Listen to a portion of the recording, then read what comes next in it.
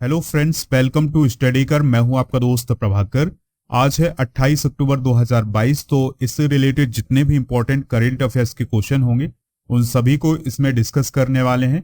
तो आप इस लेक्चर को बहुत ही ध्यान से और लास्ट तक देखिएगा।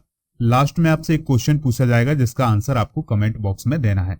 चैनल पर अगर आप नए हैं तो सब्सक्राइब कर लें और बेल आइकन भी दबा लें, जिससे आपको समय पर और सबसे पहले नोटिफिकेशन मिल सकेगा। आज का पहला क्वेश्चन है, बैष्टू वर्ष कब मनाया गया है? तो दोस्तों इस साल यानी 2022 में 26 अक्टूबर को बैष्टू वर्ष मनाया गया है। ये बैष्टू वर्ष क्या होता है? तो बैष्टू वर्ष को हम गुजराती नव वर्ष के रूप में भी जानते हैं, यानी गुजराती नया साल जो है वो बैष्टू वर्ष के रूप में मनाया जाता है। ठीक है।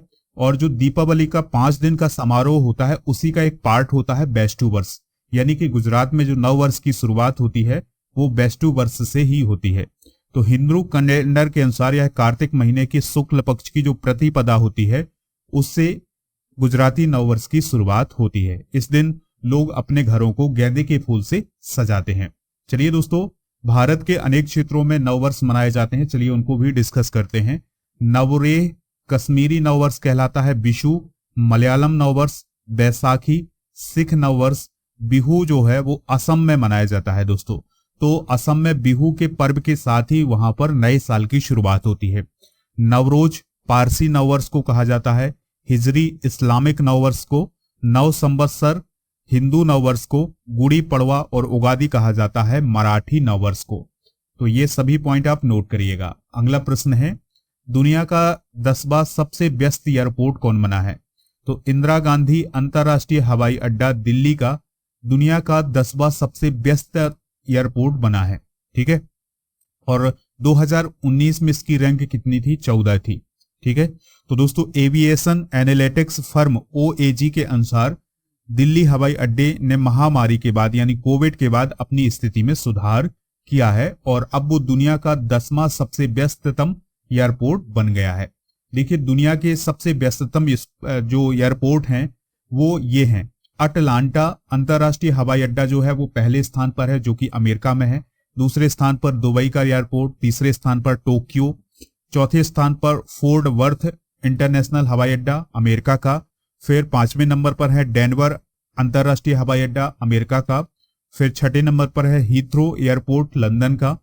फिर 7वें नंबर पर है शिकागो ओहारे अंतरराष्ट्रीय हवाई अड्डा अमेरिका का। और 8वें नंबर पर है इस्तांबुल हवाई अड्डा टर्की का। और 9वें नंबर पर है लॉस एंजलिस अंतरराष्ट्रीय हवाई अड्डा अमेरिका का। और दोस्तों 10वें नंबर पर है इंदिरा गांधी अंतरराष्ट्रीय हवाई अड्डा नई दिल्ली का। तो इनको भी आप नोट कर लीजिएगा। अगला प्रश्न है, भारत में इन्फेंट्री डे कब मनाया जाता है? तो दोस्तों भारत में इन्फेंट्री डे जो है वो मनाया जाता है 26 अक्टूबर को। कब मनाया जाता है? 26 अक्टूबर को। ठीक है। तो इन्फेंट्री दिवस उस दिन को याद करने के लिए मनाया जाता है जब भारतीय सेना की पैदल सेना ने 1947 में जम्मू और कश्मीर में श्रीनगर हवाई क्षेत्र में प्रवेश किया था। ठीक है दोस्तों। तो श्रीनगर में भारतीय सेना की जो पैदल सेना थी उसने 1947 में प्रवेश किया था। तो इसी दिवस को याद करने के लिए ही इन्फेंट्री डे मनाया जाता है। ठीक है। और इसमें पाकिस्तान की जो पाकिस्तानी आए थे उनको पीछे भी किया था इस पैदल सेना ने, तो इसलिए इस दिवस को इन्फेंट्री डे मनाया जाता है। ठीक है दोस्तों, यहां पर आर्म फोर्सेस की बात आई है तो कुछ हम आर्म फोर्सेस के जो प्रमुख हैं उनको डिस्कस कर लेते हैं। ठीक है। एग्जाम के पॉइंट ऑफ व्यू से बहुत ही इंपॉर्टेंट थे, इसलिए इनको ऐड किया गया है। वर्तमान में CDS कौन है? तो लेफ्टिनेंट जनरल अनिल चौहान जो है वो भारत के वर्तमान CDS हैं और ये भारत के दूसरे CDS हैं। भारतीय थल सेना अध्यक्ष जनरल मनोज पांडे हैं। भारतीय थल सेना उपाध्यक्ष बागावल्ली सोमेशेखर राजू हैं। चौथे नंबर पर हैं दोस्तों भारतीय वायुसेना अध्यक्ष, ये हैं विवेक राम चौधरी। भारतीय वायुसेना उपाध्यक्ष कौन है? संदीप सिंह। भारतीय नौसेना अध्यक्ष कौन है? Admiral R Hari Kumar. भारतीय नौसेना उपाध्यक्ष कौन है? SM घोरमड़े। और भारतीय तटरक्षक बल के महानिदेशक कौन है? BS पठानिया। 9वें नंबर पर हैं सीमा सड़क संगठन यानी BRO के महानिदेशक कौन है? राजीव चौधरी। और NCC के महानिदेशक कौन है? गुरवील पाल सिंह। तो दोस्तों ये हैं हमारे आर्म फोर्सेस के प्रमुख। अगला प्रश्न है, भारत का तीसरा निर्यात बाजार कौन सा देश बना है? तो दोस्तों एक्सपोर्ट बाजार कहां पर भारत का तीसरे नंबर पर है? तो वो है नीदरलैंड का। कहां का है दोस्तों? नीदरलैंड का। तो साल 2022-23 के पहले 5 महीनों यानी अप्रैल से अगस्त में नीदरलैंड भारत के लिए तीसरा सबसे बड़ा निर्यात गंतव्य यानी निर्यात बाजार के रूप में उभरा है। नीदरलैंड चीन और बांग्लादेश को पीछे छोड़ते हुए भारत का तीसरा सबसे बड़ा निर्यात गंतव्य के रूप में उभरा है। यानी कि दोस्तों हम तीसरे नंबर पर नीदरलैंड को अपनी चीजें निर्यात करते हैं। ठीक है, आप इतना याद रखिएगा, एक्सपोर्ट करते हैं, भेजते हैं उस देश को।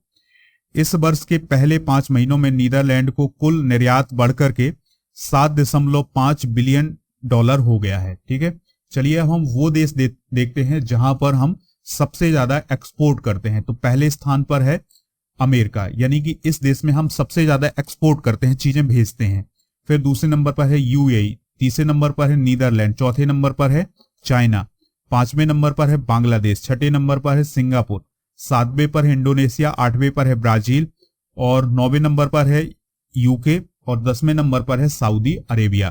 तो दोस्तों ये हैं टॉप 10 एक्सपोर्ट कंट्री जहां पर हम अपनी चीजों को भेजते हैं, एक्सपोर्ट करते हैं।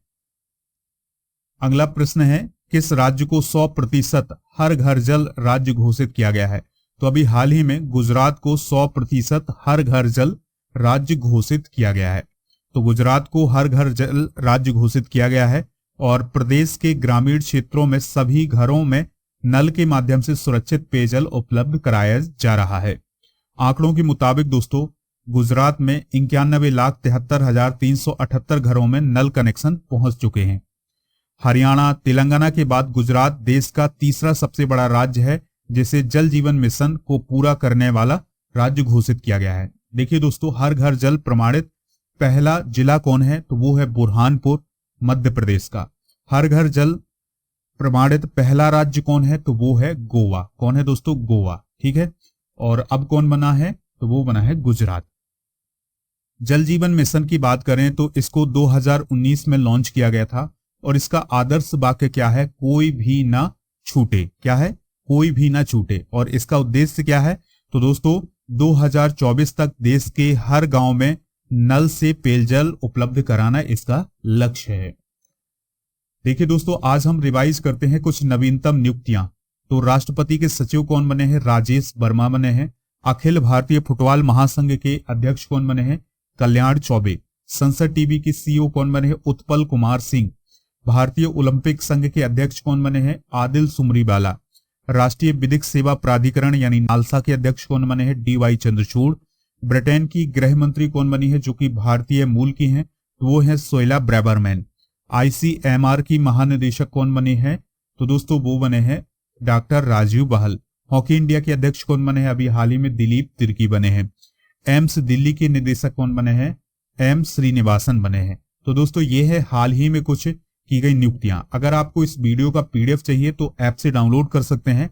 ऐप का लिंक डिस्क्रिप्शन बॉक्स में दिया गया है। इसके अलावा टेलीग्राम चैनल को भी ज्वाइन कर लें, उसका भी लिंक डिस्क्रिप्शन में है, तो वहां से भी आप पीडीएफ प्राप्त कर सकते हैं।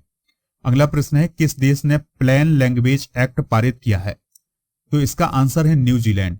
दोस्तों क्या होता है कि जब जो नौकरशाह होते हैं वो अपनी लैंग्वेज में बोलते हैं साधारण लोगों से भी, लेकिन अब न्यूजीलैंड में ये एक्ट पारित किया गया है कि जो नौकरशाह हैं वो लोगों से संवाद करते समय जटिल भाषा का प्रयोग नहीं करेंगे, बल्कि बहुत ही सरल भाषा का प्रयोग करेंगे, जिससे देसी अंग्रेजी बोलने वालों, विकलांग लोगों और कम शिक्षित लोगों को भी बात समझ में आ सके। ठीक है दोस्तों, तो जो नौकरशाह हैं वो अब सरल लैंग्वेज बोलेंगे, ना कि जटिल भाषा का उपयोग करेंगे अपनी लैंग्वेज में। ठीक है, तो ये एक्ट कहां पर पारित किया गया है? न्यूजीलैंड में पारित किया गया है। न्यूजीलैंड की कैपिटल क्या है दोस्तों? वेलिंगटन है। प्राइम मिनिस्टर कौन है? जेसिका अर्डन है। प्रशांत महासागर में ऑस्ट्रेलिया के पूर्व में स्थित है कौन? न्यूजीलैंड। ठीक है दोस्तों, ये आप मैप देख सकते हैं, ये न्यूजीलैंड का, ये है ऑस्ट्रेलिया का। अगला प्रश्न है, जलवायु पर आधारित संयुक्त राष्ट्र की 27वीं वार्षिक बैठक यानी COP27 किस देश में आयोजित होने वाला है? तो COP27 की जो बैठकें हैं वो कहां पर होंगी? मिस्र में होंगी। तो इसमें लगभग 200 देश शामिल होंगे और दोस्तों ये सभी देश जो हैं वो एनवायरमेंट पर चर्चा करेंगे, यानी जो क्लाइमेट चेंज हो रहा है उस पर चर्चा करने वाले हैं। अब ये जो COP27 की जो बैठकें हैं ये कहां पर होंगी, तो 6 से 18 नवंबर के बीच इजिप्ट यानी मिस्र के शर्म अल शेख नामक स्थान पर होंगी। ठीक है। अगला प्रश्न है कुंज ऐप या कुंजप किस राज्य के द्वारा लॉन्च किया गया है, तो केरल राज्य के द्वारा कुंज ऐप को लॉन्च किया गया है। तो केरल के जो चीफ मिनिस्टर हैं पिनाराई विजयन, तो उन्होंने कुंज ऐप को लॉन्च किया है। एप्लीकेशन के माध्यम से जो बाल शोषण है उसकी सूचना दी जा सकेगी। कुंज ऐप केरल में बच्चों के खिलाफ साइबर क्राइम को रोकने के लिए एक मोबाइल एप्लीकेशन है। और दोस्तों अभी हाल ही में केरल में और क्या हुआ है, तो केरल में ऑनेस्टी शॉप की शुरुआत की गई है स्कूलों में। ठीक है। तो कक्षा 1 से 12 तक की जो क्लासें हैं वहां पर ऑनेस्टी शॉप की भी शुरुआत की गई है केरला में।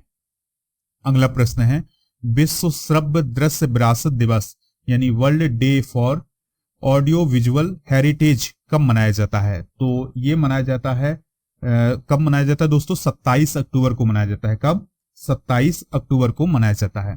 तो ऑडियो विजुअल हेरिटेज के लिए यूनेस्को और coordinating counselling of audio visual archive association ने इस दिवस को घोषित किया था।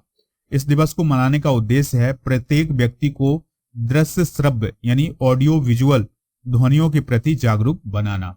ठीक है दोस्तों, तो ये कुछ ऑड सा डे है, इसको आप याद जरूर रखिएगा। लास्ट प्रश्न है संदीप बख्शी को किस बैंक का फिर से एमडी और सीईओ नियुक्त किया गया है, तो आईसीआईसीआई बैंक का फिर से एमडी और सीईओ किसे नियुक्त किया गया है, संदीप बख्शी को नियुक्त किया गया है। तो दोस्तों उन्हें अगले 3 साल के लिए सीएमडी यानी कि सीईओ और एमडी नियुक्त किया गया है। और इनका कार्यकाल जो है वो 23 अक्टूबर 2023 तक था, लेकिन अब 3 अक्टूबर 2026 तक इनका कार्यकाल होगा। और इनकी नियुक्ति कब हुई थी, 2018 में इनकी नियुक्ति की गई थी। देखिए दोस्तों कुछ प्रमुख बैंकों के एमडी और सीईओ डिस्कस करते हैं। आरबीआई के गवर्नर कौन है, शक्तिकांत दास हैं। एसबीआई के अध्यक्ष कौन है, दिनेश कुमार खारा। पीएनबी के एमडी और सीईओ हैं अतुल कुमार गोयल। यूको बैंक के एमडी और सीईओ हैं सोमा शंकर प्रसाद। बैंक ऑफ बड़ौदा के एमडी सीईओ हैं Sanjiv Chadha. Bank of India के एमडी सीईओ हैं अतानु कुमार दास।